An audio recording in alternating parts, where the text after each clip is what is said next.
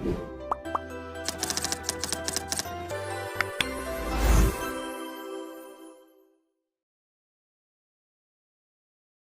Students.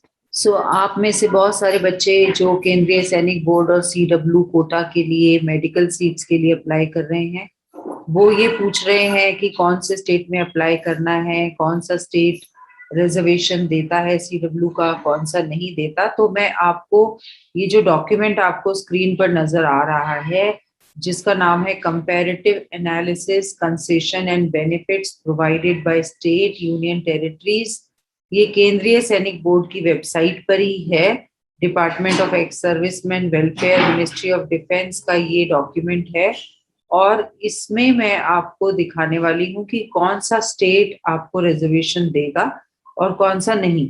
अब कुछ states या यूनियन टेरिटरीज ऐसे हैं, जैसे दिल्ली का एग्जाम्पल मैं आपको बता दूं। दिल्ली के एग्जाम्पल में ऐसा है कि 85% सीट्स जो है वो स्टेट डोमिसाइल के लिए है और 15% सीट्स जो है ऑल इंडिया कोटा के लिए है। तो कल मैंने Maulana Azad medical college, lady Hardinge medical college की वेबसाइट्स पर जाके इंडिविजुअली भी उनके सीट मैट्रिक्स चेक किए। तो ऑल इंडिया कोटा क्योंकि 15% ही है, तो उसमें सीट्स बहुत कम बचती हैं ऑल इंडिया कोटा के लिए। मैं मेडिकल सीट्स की बात कर रही हूँ। तो आप जब अप्लाई करें तो ये चीजें बहुत ध्यान में रख के अप्लाई करें कि जो स्टेट एलिजिबिलिटी आपको अलाउ कर रहे हैं अप्लाई करने के लिए, जिसमें डोमिसाइल की जरूरत नहीं है, वहां पर भी ये प्लीज ध्यान रखिए कि कितना balance sheet all India quota में आ रहा है, उसी हिसाब से ही अप्लाई करें। तो अभी हम चलते हैं हर स्टेट का कितना क्या रिक्वायरमेंट है, कौन सा स्टेट डोमिसाइल के ऊपर आपको रिजर्वेशन देगा और कौन सा स्टेट की डोमिसाइल रिस्ट्रिक्शन नहीं है, जिसमें हम हर स्टेट की बात करेंगे कि कितना परसेंट सीट्स एमबीबीएस बीडीएस में, इंजीनियरिंग में, एग्रीकल्चर में, पॉलीटेक्निक में, आईटीआई में, एलएलबी में, एमएससी में, एमकॉम, एमबीए, एलएलएम में, बीएड में या नर्सिंग में रिजर्व्ड हैं। बेसिकली बिकॉज अभी नीट काउंसलिंग का टाइम है, तो हमारा मेन फोकस एमबीबीएस बीडीएस की तरफ रहेगा। तो ये आप चार्ट देखिए, आंध्र प्रदेश में 1% रिजर्वेशन है, असम में 3 सीट्स हैं एमबीबीएस बीडीएस की, इंजीनियरिंग की 5 हैं एंड पॉलिटेक्निक की 10 हैं। देन बिहार में एमबीबीएस बीडीएस के लिए कुछ रिजर्वेशन नहीं है। छत्तीसगढ़ में 3% है एमबीबीएस बीडीएस के लिए। दिल्ली में 5% सीट्स हैं, गोवा में 1%, गुजरात में एमबीबीएस बीडीएस के लिए कुछ नहीं है, लेकिन इंजीनियरिंग के लिए 1% सीट्स है, और वो भी सरदार पटेल यूनिवर्सिटी है, एमएस यूनिवर्सिटी में। हरियाणा में 3% हॉरिजॉन्टल रिजर्वेशन है, और वो स्टेट ऑफ हरियाणा के स्टूडेंट्स के लिए ही है। हिमाचल प्रदेश में 4%, 4 सीट्स हैं। जम्मू एंड कश्मीर में 3% है।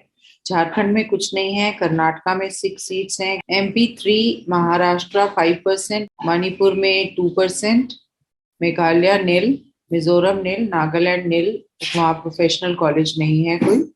उड़ीसा में 3%, पंजाब 1%, राजस्थान 1%, सिक्किम कुछ नहीं है। तमिलनाडु में एमबीबीएस बीडीएस में ये मिनिस्ट्री ऑफ डिफेंस का लेटर है 21 मई 2018 का, जिसमें प्रायोरिटाइज एडमिशन है। त्रिपुरा में 2%, तेलंगाना में 1%, उत्तराखंड में एमबीबीएस बीडीएस में कुछ नहीं है।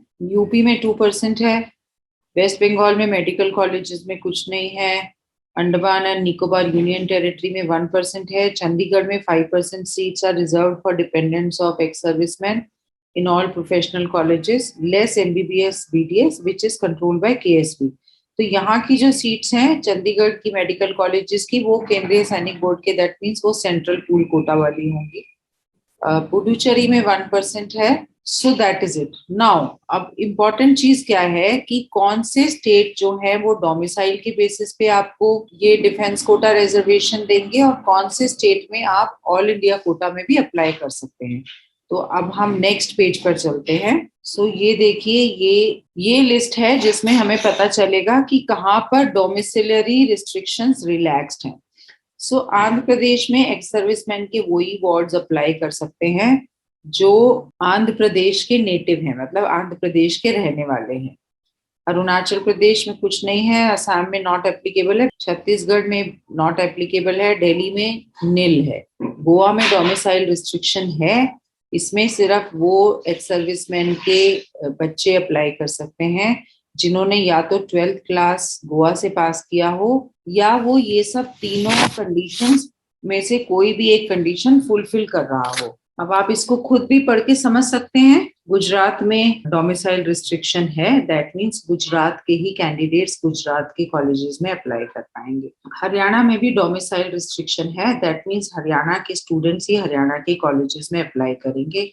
हिमाचल में भी डोमिसाइल रिस्ट्रिक्शन है, Jammu and Kashmir union territory के लिए ये नॉट एप्लीकेबल है। झारखंड में डोमिसाइल रिस्ट्रिक्शन नहीं है। कर्नाटका में देखिए 2 सीट्स एमबीबीएस के लिए हैं, 1 सीट बीडीएस के लिए है for wards of ex serviceman, और इसमें है कि आपका जो परमानेंट एड्रेस है वो कर्नाटका का ही होना चाहिए, तभी आपको ये सीट्स अलॉट होंगी। केरला में कोई रिस्ट्रिक्शंस नहीं है, ऑल इंडिया कैंडिडेट्स अप्लाई कर सकते हैं।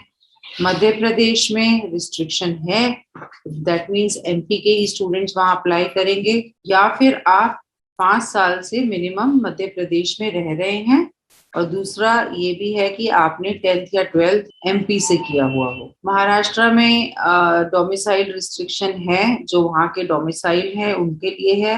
जो बच्चे जिन्होंने 10th एंड 12th महाराष्ट्र से ही पास किया है, फिर उनको डोमिसाइल सर्टिफिकेट दिखाने की जरूरत नहीं है, वो अप्लाई कर सकते हैं इन सीट्स के लिए। एक और अच्छी बात यह है महाराष्ट्र की कि आपको डोमिसाइल सर्टिफिकेट दिखाने की जरूरत नहीं है अगर आपके फादर जो है महाराष्ट्र स्टेट में पोस्टेड हैं, एंड भले ही आपने 12th जो है महाराष्ट्र से ना किया हो, तो भी आप ये सीट्स के लिए अप्लाई कर सकते हैं। एक और कंडीशन है, महाराष्ट्र स्टेट के जो डिफेंस पर्सनल हैं, अगर वो महाराष्ट्र से बाहर पोस्टेड हैं और उनके बच्चों ने 10th और 12th बाहर से ही किया है, तो डोमिसाइल सर्टिफिकेट दिखाने की जरूरत है। मणिपुर, मेघालय, मिजोरम नील है। नागालैंड में कोई प्रोफेशनल कॉलेज है नहीं, तो इसलिए रिजर्वेशन रिस्ट्रिक्शन नहीं है। उड़ीसा में जो सीट्स हैं वो उड़ीसा के रेजिडेंट्स के लिए या नेटिव्स के लिए हैं। पंजाब के लिए नॉट एप्लीकेबल है। तमिलनाडु में जो सीट्स हैं वो तमिलनाडु के कैंडिडेट्स के लिए ही हैं। त्रिपुरा में no restriction for JEE.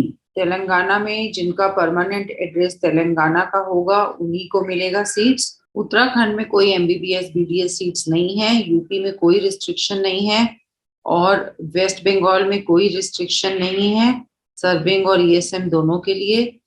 Andaman and Nicobar में नील। चंडीगढ़ यूनियन टेरिटरी में कोई रिस्ट्रिक्शन नहीं है। पुडुचेरी का रिस्ट्रिक्शन है कि पेरेंट्स जो है 5 इयर्स से वो पुडुचेरी में रह रहे हों, और आगे की 5 इयर्स की स्टडी जो है कैंडिडेट यूनियन टेरिटरी से ही करे।